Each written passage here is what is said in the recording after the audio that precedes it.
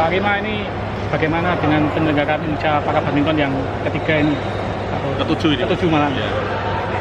Jadi kita senang sekali level tertinggi, level 1 ini dihadiri oleh banyak pemain top dari banyak negara, dan alhamdulillah kita masih bisa mempertahankan juara umum 6 medali emas dan India 5 medali emas. Jadi baik penyelenggaraan maupun kepesertaan kita senang karena kita sukses besar di acara ini. Kalau soal naik level itu bisa diceritakan gimana prosesnya bisa sampai bisa naik level dari grade 2 level 1 ya Mas? Iya betul. Jadi kita dari sudah 7 kali penyelenggaraan, kita kan kebanyakan level 3. Kemudian baru kemarin naik level 2, kemudian BWF melihat baik dari sisi penyelenggaraan dari tempat penyelenggaraan, kemudian dari hotel, akomodasi, kemudian dari tenaga teknis, kita dianggap sudah memenuhi syarat untuk level 1. Akhirnya kita apply, ditawari level 1, kita bersedia, dan seperti yang Mas lihat sekarang kita menyelenggarakan level 1 dengan adanya inovasi baru juga, kita ada hadiah prize money juga di level para badminton, sehingga atlet saat ini juga tanggapannya positif, senang juga, sehingga kedepannya kita berharap masih akan menyelenggarakan level 1 hingga kemudian naik level lagi, yaitu grade 1 level 2, yaitu kejuaraan dunia. Oh, berarti ini lebih ke bukan turnamen sirkuit tapi lebih ke major gitu ya? Kalau sirkuit ini adalah level tertinggi untuk sirkuit, karena World Tour atau sirkuit itu grade 2. Kalau single event tertinggi kejuaraan dunia itu grade 1. Apakah cuma di Indonesia Para Badminton yang menggantikan prize money? Iya, dan pertama kalinya ini di Indonesia, dan ini pertama kalinya ada prize money untuk kejuaraan para badminton. Kalau nggak salah kan 2023 sebenarnya sudah ada prize money, tapi kan belum resmi ya. Dari BWF belum ya, official lah. Apakah langkah itu juga mempengaruhi dari BWF-nya begitu untuk? Iya, jadi dari BWF juga menanggapi positif, jadi biar atlet-atlet lebih bersemangat lah ke depannya dan lebih ada penghargaan juga buat mereka, sehingga akhirnya mereka setuju dengan policy kita untuk memberikan prize money, dan sekarang official diumumkan oleh BWF.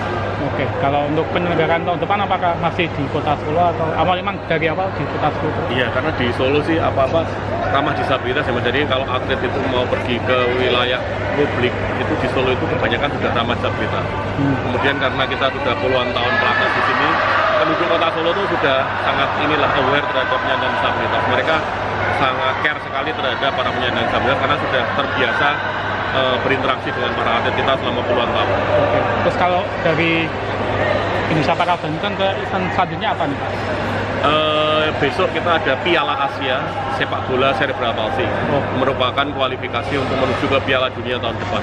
Jadi kalau kita bisa peringkat 1 atau peringkat 2, mungkin kita akan lolos ke Piala Dunia. Tapi 8 negara yang mengikuti kualifikasi cerebral palsy di pertengahan bulan ini merupakan ya lawan-lawan berat juga.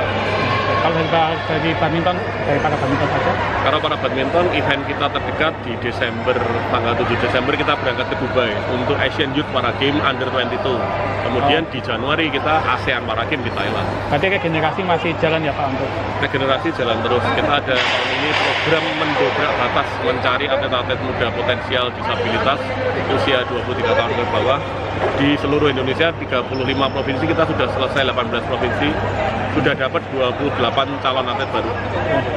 Mungkin kalau multi event berarti terdekat ASEAN Para Games.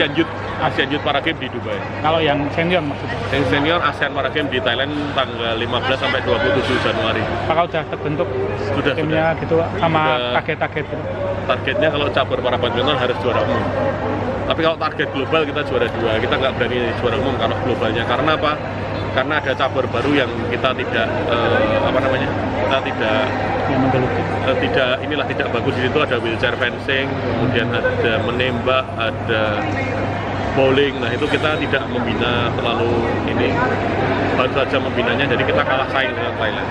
Nah karena itu kita targetnya juara 2, dan lagi juga kita pelatnasnya hanya 2 bulan. Baru mulai pelatnas ini 1 November.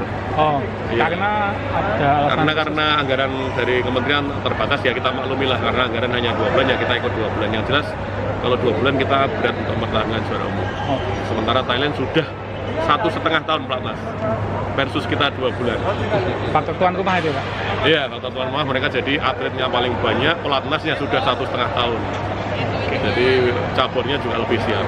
Otomatis kita target juara 2 lah, realistis saja. Kalau cabur dari Indonesia sendiri ada andalan baru atau masih Selain sama? judo sama catur tetap andalan kita. Tetap ada. Ya itu 2 cabur andalan, yang lain kita 50-50 lah. Oke Pak, mungkin itu aja. Ya, sami-sami. Matur nuwun, Mas. Makasih ya Pak. Monggo.